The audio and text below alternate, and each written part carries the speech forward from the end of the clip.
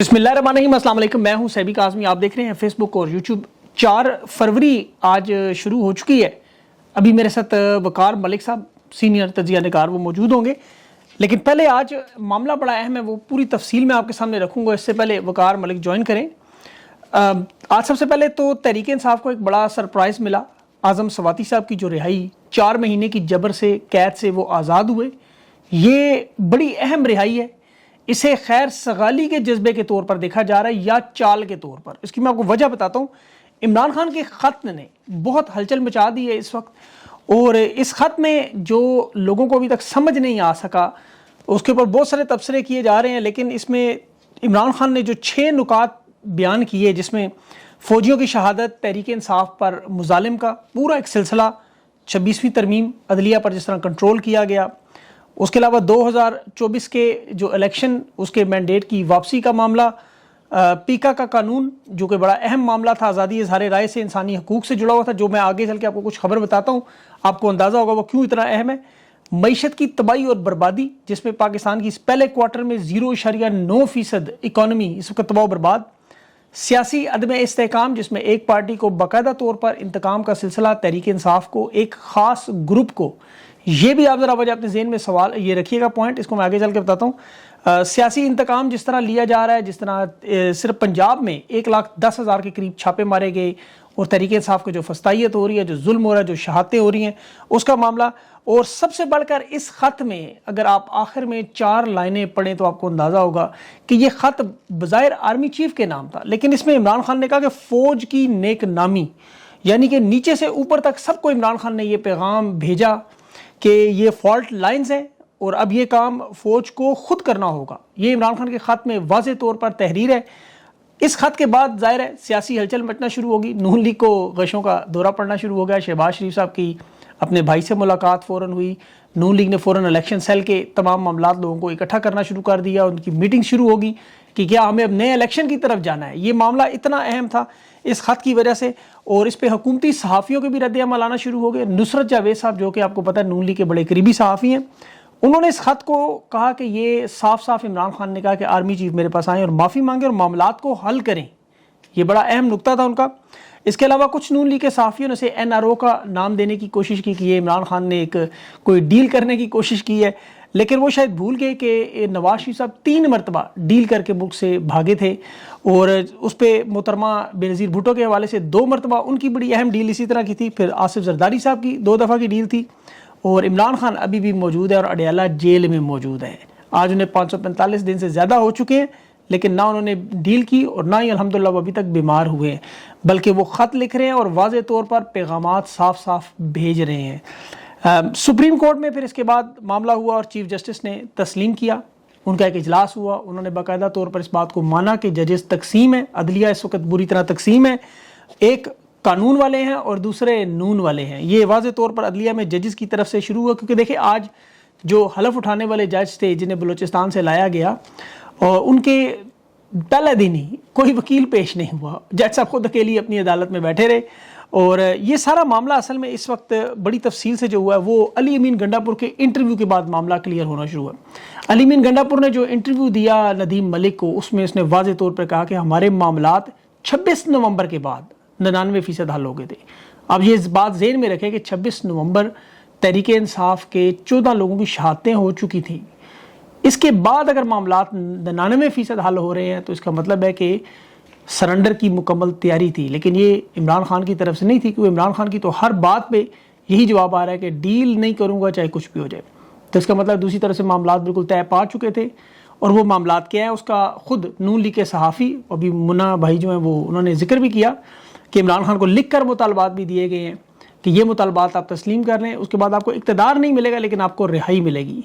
इमरान खान इक़्तिदार के पीछे जा भी नहीं रहे। अभी जुनैद अकबर ने पैगाम भी दिया इमरान खान का कि इमरान खान किसी सूरत में इक़्तिदार की तरफ कोशिश नहीं कर रहे। वो ये नहीं कह रहे कि मैं बाहर आकर वज़ीर-ए-आज़म बनूंगा तभी हालात बेहतर होंगे। इमरान खान इस वक्त पाकिस्तान का सोच रहे हैं। उनका जो पहला फ़िक्रा उस ख़त के ऊपर कि मुल्क भी मेरा है और फ़ौज भी मेरी है, ये उन्होंने इस पूरे इदारे को अपनी मलकियत के तौर पर, अपनी विरासत के तौर पर, अपनी एक बहसीयत साबिक वज़ीर-ए-आज़म होने के तौर पर इस इदारे को ऑन किया है। ये बड़ी अहम बात थी। इस पर सोशल मीडिया पर काफ़ी लोगों ने अब बहस मुबाहिसा शुरू किया है कि इमरान खान ने ये क्यों कहा, یہ پالیسی کیا ہے. پھر بیرسٹر گور کے حوالے سے بہت سارے سوشل میڈیا پر شور بھی مچنا شروع ہو. بیرسٹر گور نے کہا یہ پی ٹی آئی کی پالیسی نہیں. میں نے بیرسٹر گور صاحب سے رابطہ کیا, ان سے پوچھا کہ آپ نے یہ کہا ہے. انہوں نے کہا میں نے ہرگز یہ نہیں کہا.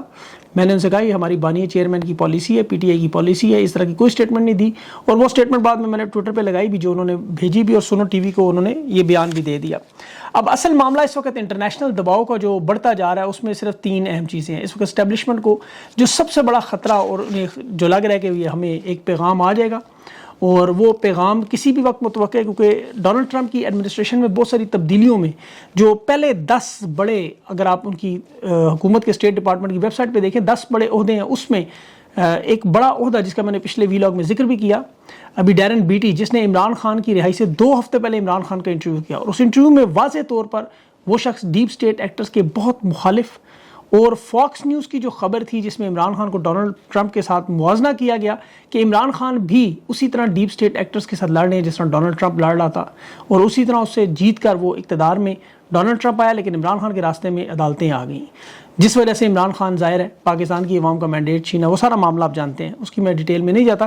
لیکن اس معاملے کے بعد ڈیرن بیٹی کی اس عہدے پر تعیناتی, یہ چیز اس بات کا ثبوت ہے کہ امریکہ میں عمران خان کے لیے جو ایک بڑے پیمانے پر ایک حامی, اگر کہا جائے حمایت کہا جائے, تو یہ اس وقت موجود ہے, جس کا ثبوت آپ نے بارہا ٹویٹس میں دیکھا. اور جو ولسن نامی امریکی کانگریس میں لگاتار ایک دن میں 3 ٹویٹس انہوں نے کی, اور یہ بھی امریکی کانگریس میں بڑا اہم عہدہ رکھتے ہیں, اور انہی سے ملاقات ہوئی تھی محسن نقوی کی, جس پر وہ بڑا اعتراض رہے تھے کہ میری ملاقات ہوئی, اور پہلی ٹویٹ آئی. اس کے بعد اب ایک لگاتار سلسلہ ان کی طرف سے, جس طرح رچرڈ گرنیل کا.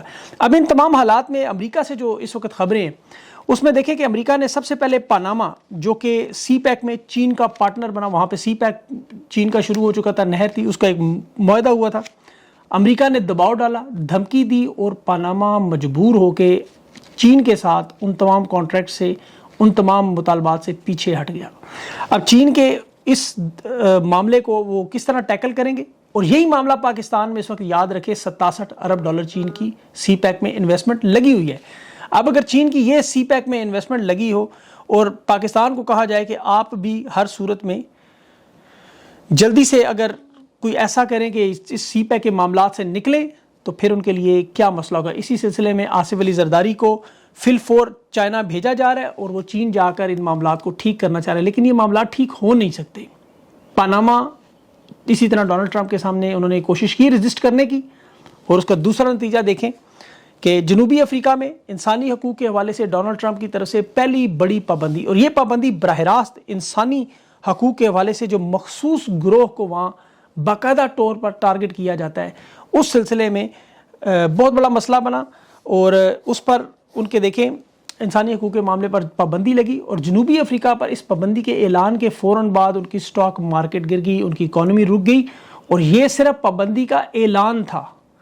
اس معاملے کو ذرا آپ باریکی کو سمجھنے کی کوشش کریں کہ ڈونلڈ ٹرمپ کی طاقت کو, امریکہ کی طاقت کو دنیا کے باقی ممالک کس طرح دیکھ رہے ہیں, کہ پاناما سی پیک جیسے معاہدے سے نکل گیا, اور دوسری طرف جنوبی افریقہ ایک دھمکی برداشت نہیں کر سکا, صرف پابندی کا معاملہ ہوا, اور وہاں پر ان کی سٹاک مارکیٹ سے سارا معاملہ گرنا شروع ہو گیا.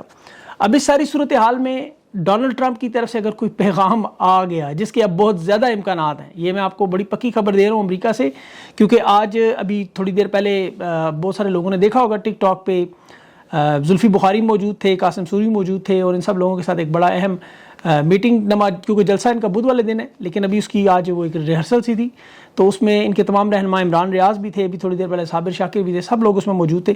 زلفی بخاری نے اس میں ایک بڑی اہم بات کی, اس نے کہا کہ میں ایسی جگہ میں آپ کو بتا نہیں سکتا, یہ کسی نے سوال پوچھا تھا, اور اس کے بعد ان کے معاملات جو ہے وہ امریکہ کی طرف سے انہوں نے کہا کہ ابھی اس ہفتے میں بہت بڑا معاملہ سامنے آنے جا رہا ہے. تو میری تو اس طرح کی اطلاعات بالکل موجود ہیں کہ ایسا معاملہ امریکہ سے جلد یا بدیر آپ کو نظر آئے گا. اب وہ پیغام کس سلسلے میں آئے گا, کس طرح کا آئے گا, انسانی حقوق کے حوالے سے اسٹیٹمنٹ آئے گی, کیونکہ یہاں پر یورپی یونین کا جو وفد آیا ہے اس کی آپ ملاقات کے تناظر میں اس کو یاد رکھیں کہ یہاں ان کی ملاقات ہوئی تھی ابھی چیف جسٹس یحییٰ آفریدی سے. اب عام حالات میں یورپی یونین کے وفد کو یحییٰ آفریدی سے ملنے کی کوئی ضرورت نہیں تھی, لیکن یہی معاملات, یہی ملاقات اگر ماضی میں آپ جسٹس ارشاد حسن کے حوالے سے دیکھیں تو آپ کو یاد ہوگا جب نواز شریف کی رہائی کا معاملہ تھا تو بل کلنٹن کے ساتھ ٹوائلٹ کے اندر 2.5 منٹ کی ایک ملاقات ہوئی تھی, صرف 2.5 منٹ کی. وہاں پہ بل کلنٹن اندر پہلے سے موجود تھا, ارشاد حسن کو بھیجا گیا اور وہاں پر پیغام بل کلنٹن نے دیا نواز شریف کو رہا کرو، اور اس کے بعد نواز شریف کی رہائی ہوئی. 200 کیس تھے شاید اس وقت، طیارے کا کیس تھا، مشرف کا کیس تھا، جنرل ضیاء بٹ کو یہاں پر ISI کا نیچے چیف لگایا جا رہا تھا، اور وہ سارا معاملہ آپ کے سامنے. نواز شریف مکھن سے بال کی طرح نکل کر سعودی عرب پہنچ کے وہاں مل چلاتے رہے، 10 سال کا معاہدہ ہوا.